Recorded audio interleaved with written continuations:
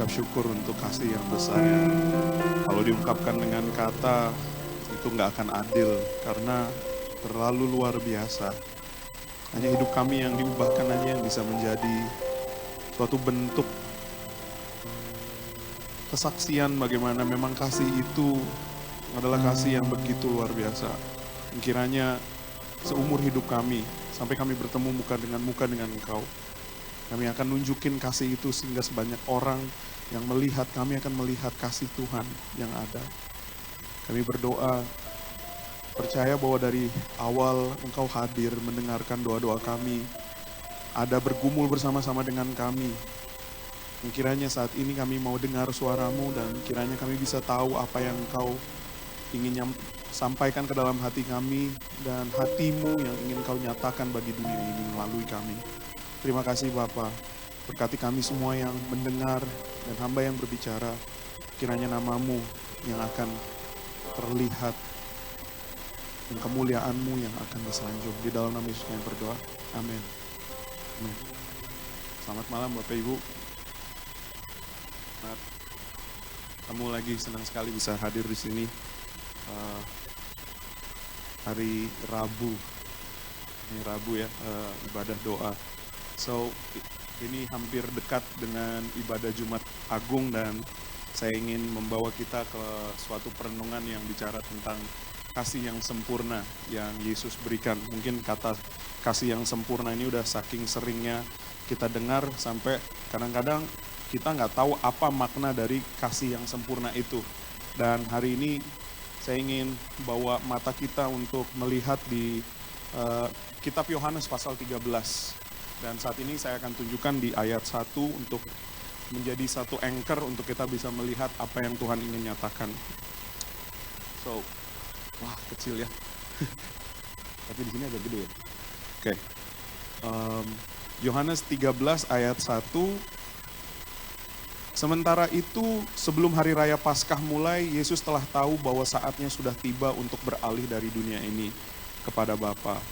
Sama seperti ia senantiasa mengasihi murid-muridnya, demikianlah sekarang ia mengasihi mereka sampai kesudahannya. Kata sampai kesudahannya adalah hal yang kita mau highlight. Di dalam bahasa aslinya itu diterjemahkan itu eis telos. Atau ada seorang teolog yang menyatakan bahwa kasih itu adalah love to the uttermost. Kasih yang begitu penuh. Kata ini seringkali waktu kita baca sampai kepada kesudahannya kita berpikir Yesus mengasihi murid-murid karena sedikit lagi Yesus akan mati. Dan Yesus mengasihi murid-murid sampai dia mati. Padahal kata ini nggak bicara bahwa Yesus mengasihi murid-murid sampai dia mati. Tapi kata sampai kepada kesudahannya itu berbicara tentang intensitas kasih Yesus yang diberikan kepada murid-muridnya. Meskipun Yohanes terkenal dengan seorang rasul yang sangat identik dengan kasih, yang bicara bahwa Allah mengasihi sebegitu besar kasih Allah akan dunia ini sehingga ia mengaruniakan anak yang tunggal, sehingga kita percaya bahwa Allah memang mengasihi dunianya. Tetapi di dalam bagian ini, suatu intensitas yang lagi mau ditunjukkan oleh Yohanes ini begitu luar biasa, karena meskipun Allah punya kasih kepada dunia, ada beberapa orang yang dia mau habiskan waktunya secara intim. Suatu kasih yang benar-benar kalau bahasa Inggrisnya itu till the end, full to the uttermost, yang paling penuh dari kasih itu yang Yesus lagi mau berikan. Now, kita baca di ayat yang kedua. Mereka sedang makan bersama dan iblis membisikkan rencana dalam hati Yudas Iskariot, anak Simon, untuk mengkhianati dia. Yesus tahu bahwa Bapanya telah menyerahkan segala sesuatu kepadanya dan bahwa ia datang dari Allah dan kembali kepada Allah. Lalu bangunlah Yesus dan menanggalkan jubahnya. Ia mengambil sehelai kain lenan dan mengikatkannya pada pinggangnya. Kemudian ia menuangkan air ke sebuah basi dan mulai membasuh kaki murid-muridnya, lalu menyekanya dengan kain yang terikat pada pinggangnya itu. Ketika kita membaca Yohanes 13, sangat mudah bagi kita untuk lompat ke suatu kesimpulan atau pemaknaan tentang bahwa firman ini bicara tentang Yesus mencuci kaki murid-muridnya.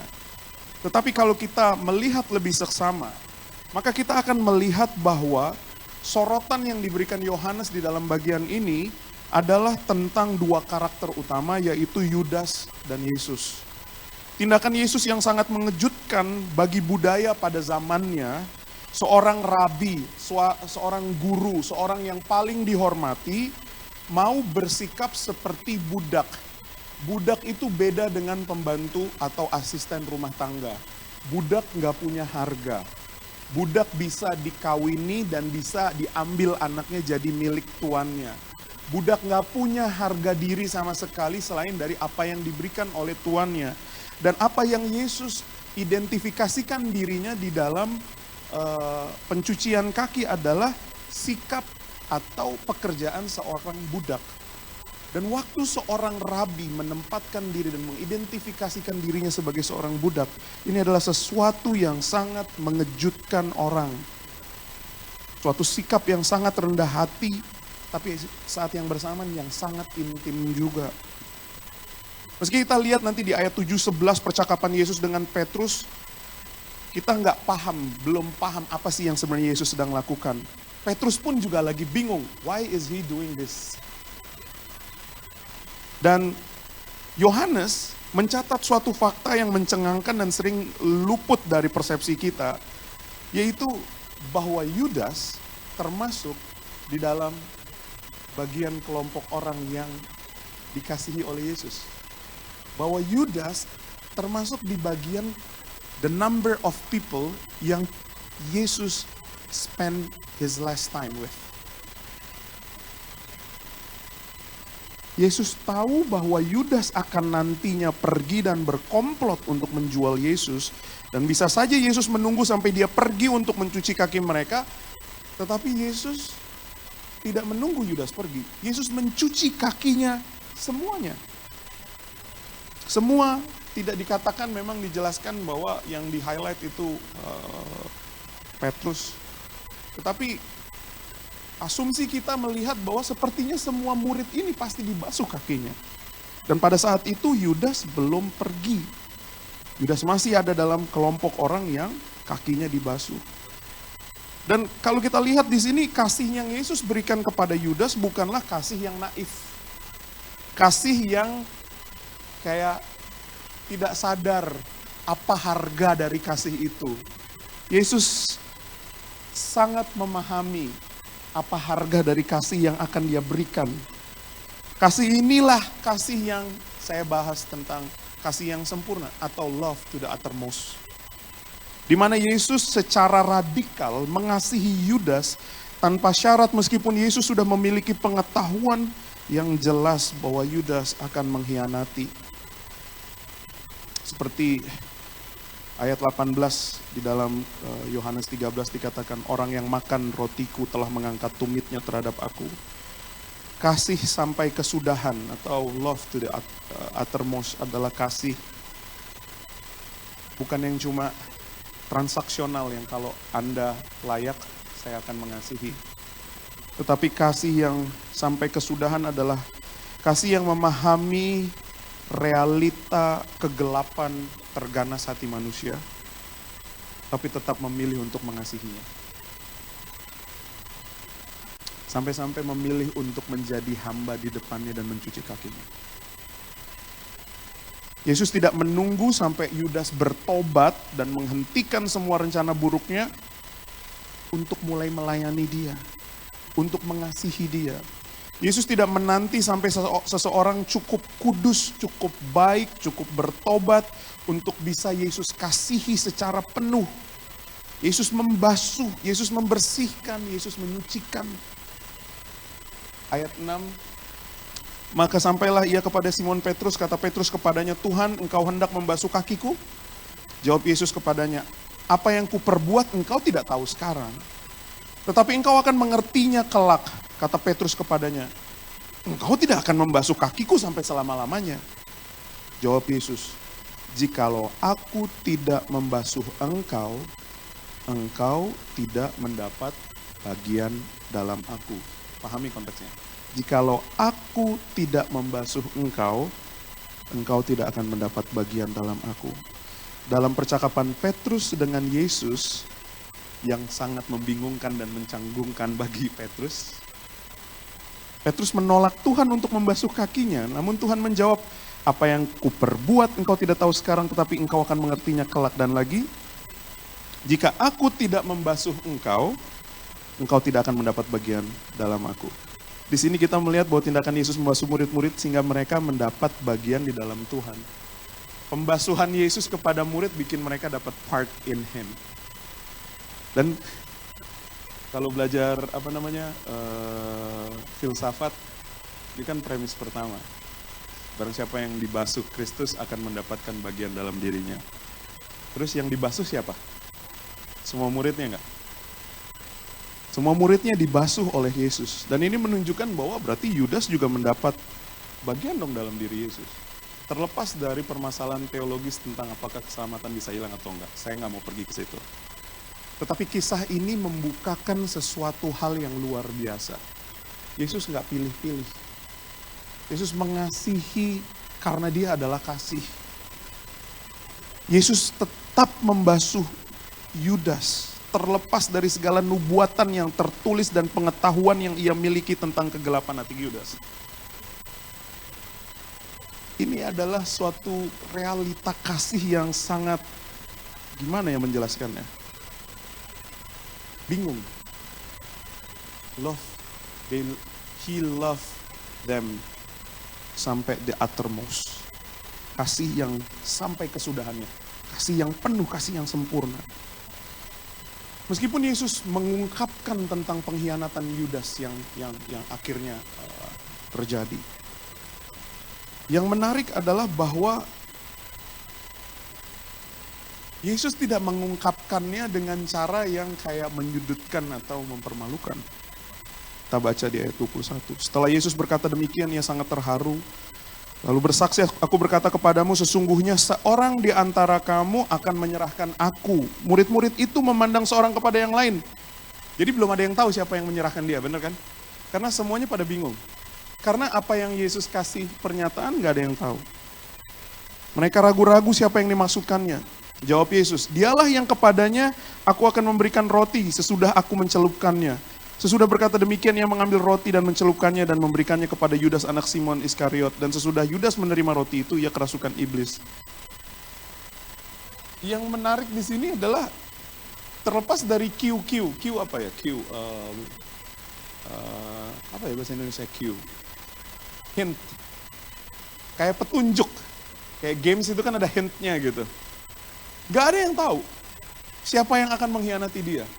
Murid-murid terdekatnya bingung siapa yang akan mengkhianati dia. Sehingga bahkan waktu Yudas pergi keluar dari ruangan itu dan semua pada pikir positif, mungkin Yudas lagi disuruh Tuhan beli persiapan kali gitu untuk karena Yudas lah yang memegang uangnya. Pernyataan Yesus di ayat 21 itu sangat mengejutkan para murid yang lagi duduk. Karena Yesus bilang bahwa akan ada yang menyerahkan. Tapi murid-muridnya tidak paham dan tidak menduga. Sehingga saya berpikir bahwa Yesus sering banget bikin hal-hal yang seperti ini gitu. Yesus pernah menyatakan kesalahan perempuan Samaria. Waktu percakapan Yesus dengan perempuan Samaria di Samaria, di Sikar, Yohanes pasal 4. Apakah Yesus menyatakan tentang bahwa dia sedang tinggal dengan orang yang bukan suaminya itu dengan cara yang mempermalukan perempuan itu? Enggak. Karena pembicaraannya terus berlanjut gitu. Banyak yang bilang gini, Alkitab nggak menunjukkan sebenarnya sikapnya Yesus atau bahasa tubuhnya itu seperti apa ya waktu lagi menyatakan kebenaran. Karena banyak yang cara Yesus ngomong sesuatu udah baper kayak orang-orang ahli Farisi gitu. Tapi orang-orang yang berdosa ketika Yesus nyatakan dosanya, lucunya mereka nggak ngerasa offended atau tidak ngerasa tertuduh gitu dengan pernyataan Yesus. Seperti pernyataan yang Yesus seperti tahu tentang itu, menyatakan tentang itu, tapi bukan kayak kita anak-anak Gen Z yang kalau lagi mau mau ngomongin tentang pemerintah atau apa, kita ngomong di status WhatsApp kita atau di Instagram pakai kata-kata sarkas ya kan ya. Sekarang kan bahasanya harus sarkas ya supaya orang tahu maksud kita. Di sini Yesus nggak pakai kayak teknik-teknik sarkas itu. Gestur yang Yesus tunjukkan kepada Yudas sekalipun tidak menunjukkan gestur Yesus lagi baper sama Yudas atau lagi bete sama Yudas, meskipun dia tahu bahwa sedikit lagi dia akan diserahkan. Ini sesuatu hal yang cukup luar biasa. Firman Tuhan mencatat bahwa Yesus sangat tersentuh perasaannya. Tarasoo, troubled in spirit. Perasaan yang sama yang tercatat ketika Yesus sedih ketika datang ke tempat Lazarus dan Lazarus meninggal. Ketika ia menyatakan rencana penderitaannya, pada malam Yudas akan menyerahkannya. Yesus troubled in spirit, sedih kayak terganggu rohnya. Kita tahu bahwa perasaan sedih ini merupakan suatu perasaan yang alami. Bahwa Allah juga punya perasaan. Namun dalam kasus ini hal yang menarik bahwa kesedihan hati Yesus terjadi kali ini karena Yudas tetap menyerahkan Yesus bahkan ketika mengalami kasih Tuhan yang begitu maha kuasa. Dan tak tergambarkan. Kesedihan di sini dicatat dalam hubungan bahwa Yudas akan mengkhianati. Jika kita tahu seorang akan mengkhianati kita, perasaan sedih yang muncul adalah suatu perasaan wajar. Tapi yang menarik adalah perasaan sedih yang muncul. Grief. Bukan perasaan kesal dan marah. Kebanyakan kita kalau datang kepada Tuhan waktu kita berdosa, pikiran kita tuh Tuhan marah ya. Kesel kayak pengen ngambil sapu nonjok kita atau apa pukul kita. Tapi di sini ditunjukkan bahwa Tuhan hatinya grief. Ketika orang mau memberontak. Doesn't say bahwa Tuhan is angry toward him. Marah kepada dia. Gestur Yesus merupakan pernyataan emosi yang kasih. Yang lahir dari kasih. Kasih yang sampai kesudahannya. So at the end, waktu kita mau lihat, ada beberapa pertanyaan yang saya rindu untuk kita kita renungkan. Firman Tuhan bilang begini, apa yang kuperbuat engkau tidak tahu sekarang, tetapi engkau akan mengertinya kelak. Ayat 15, sebab aku telah memberikan suatu teladan kepada kamu supaya kamu juga berbuat sama seperti yang telah kuperbuat kepadamu. Aku berkata kepadamu, sungguhnya seorang hamba tidaklah lebih tinggi daripada tuannya, ataupun seorang utusan daripada dia yang mengutusnya. Jikalau kamu tahu semuanya ini, maka berbahagialah kamu jika kamu melakukannya. Ketika mata kita membaca firman ini dan sorotan kita hanyalah Yesus jadi hamba, maka waktu kita melihat kisah ini, fokus hati kita hanyalah berpikir bahwa kita harus melayani. Karena mata kita hanya berfokus kepada satu sisi dari kebenaran firman Tuhan ini.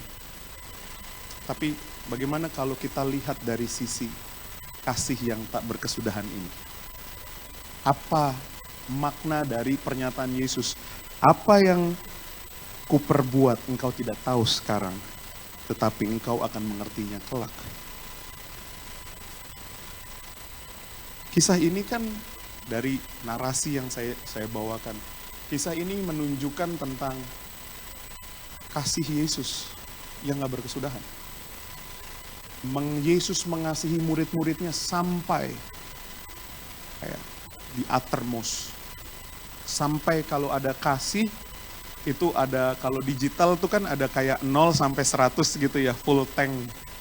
Kayak kasih Yesus kepada mereka itu kayak udah gak bisa lagi lebih dari itu. It is the most complete love yang bisa diekspres, yang bisa diberikan pada manusia. Kisah ini mendemonstrasikan betapa Allah mengasihi manusia terlepas dari monster yang dia lihat di dalam kita.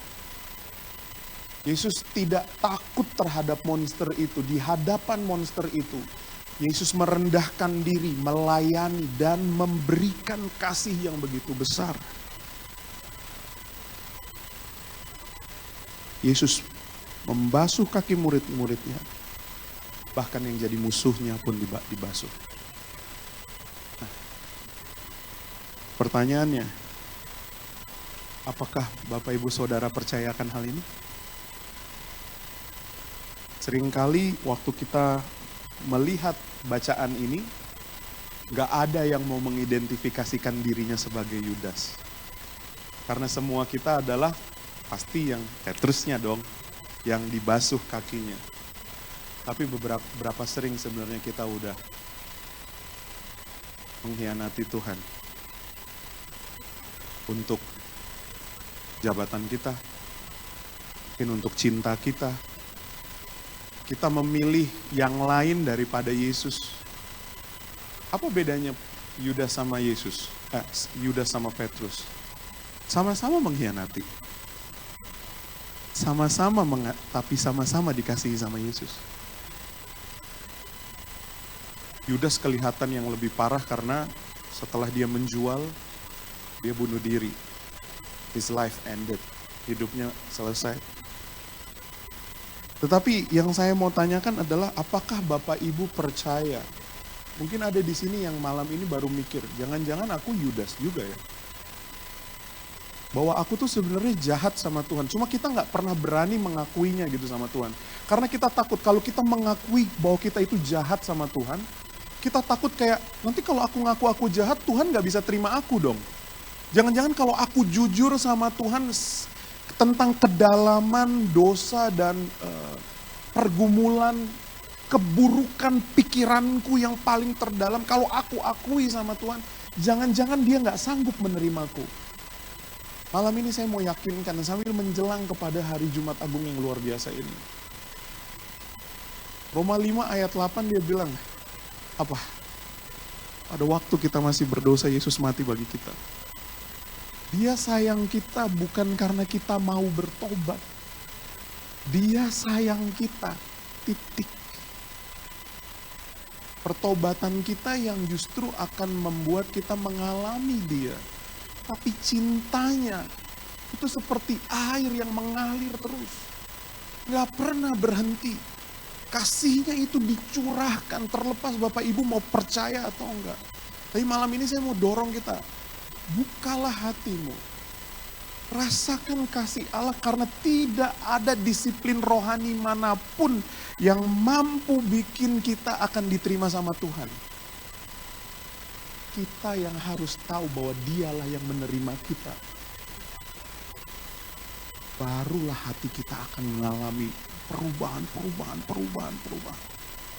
Pengudusan hasil karya Tuhan itu terdapat dan bersumber dari pribadi Yesus. Terimalah kasihnya. Di budaya malu ini sangat sulit sebenarnya untuk menerima kasih Tuhan. Karena budaya timur, kalau ada orang yang sangat dihormati memberikan pemberian yang begitu besar, sebagai orang yang sopan kita harus apa? Tolak. Kenapa? Karena kita harus tahu diri. Bener nggak? Budaya kita bener kan? Kalau ditawarin sesuatu yang hebat, yang di atas kita akan ngomong apa? Maaf, makasih. Bener nggak?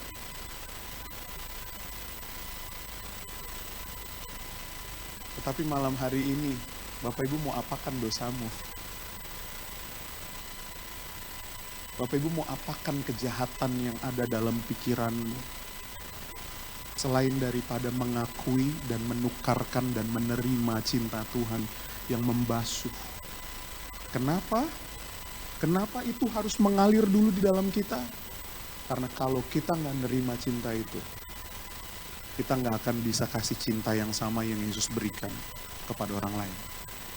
Hanya orang yang sudah mengalami cinta yang begitu besar, yang mampu memberikan cinta yang sama. Ada satu kisah penutup. Kita tahu bahwa di tahun 1915 terjadi genosida, pembunuhan yang begitu besar terhadap suatu ras tertentu. 1,5 juta di tahun 1915, 1,5 juta orang Armenia dibunuh oleh orang Turki Utsmaniyah. Dan jutaan lainnya diperkosa, disiksa, dan dideportasi secara paksa. Dari genosida Armenia muncullah suatu kisah terkenal tentang seorang perwira tentara Turki yang memimpin penggerbekan rumah sebuah keluarga Armenia. Orang tuanya dibunuh dan anak perempuan mereka diperkosa. Gadis-gadis itu kemudian diberikan kepada para tentara. Perwira itu menyimpan yang tertua, putri tertua untuk dirinya sendiri. Akhirnya gadis ini dapat melarikan diri dan kemudian dilatih untuk menjadi seorang perawat. Dalam sebuah nasib yang ironis.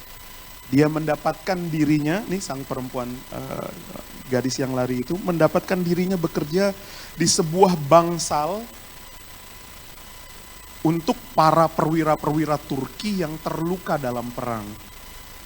Suatu malam, di dekat cahaya yang redup lentera, dia melihat di antara pasiennya yang begitu banyak, satu wajah pria yang ia ingat sekali telah membunuh orang tuanya dan dengan kejam menyiksa saudara-saudaranya dan dirinya sendiri. Tanpa perawatan yang luar biasa, dia bisa mati. Dan itulah yang dia berikan kepada tentara Turki ini. Perempuan ini merawat dia dengan luar biasa, sehingga petugas itu mulai pulih. Ketika petugas itu mulai sembuh, seorang dokter menunjuk ke perawat dan mengatakan kepada petugas itu, jika bukan karena perempuan ini, Anda sudah mati. Petugas itu memandang perawat tersebut dan bertanya, apakah kita pernah bertemu sebelumnya? Perempuan itu berkata, iya. Dan dia diam, cukup lama. Setelah waktu yang begitu lama, petugas itu bertanya, perwira itu bertanya kepada perempuan itu, karena akhirnya perwira itu sadar. Mengapa Anda tidak membunuh saya? Orang Armenia itu menjawab, saya adalah pengikut dia yang berkata, kasihilah musuhmu. Malam hari ini undangannya adalah untuk menerima kasih dan untuk membagikan kasih. Satu cara untuk kita tahu, benar nggak kita sudah menerima kasih yang begitu radikal yang Tuhan berikan, adalah refleksikan.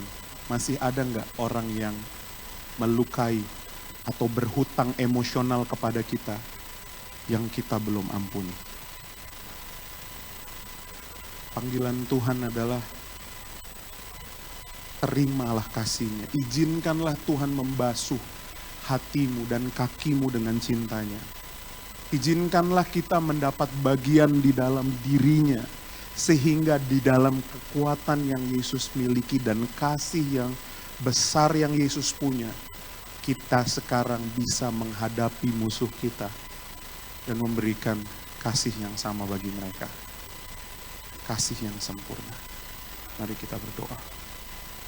Ya Tuhan, siapa kami sampai Engkau mau mengasihi kami?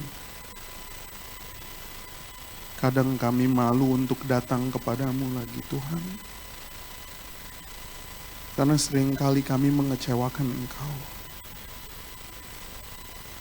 Kami berjalan dan kami jatuh, kami berjalan dan kami jatuh.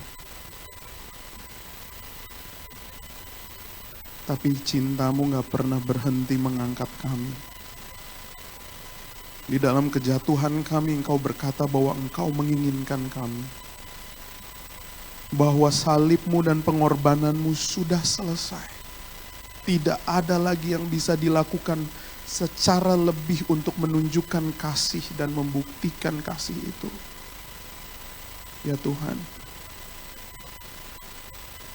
izinkan hati kami melihat cahaya harapan itu dan tidak berlari menjauhi karena rasa malu, tetapi saat ini dan malam hari ini justru kami akan berlari mendapatkan kasih-Mu karena tidak ada lagi yang dapat mengobati kami Tuhan.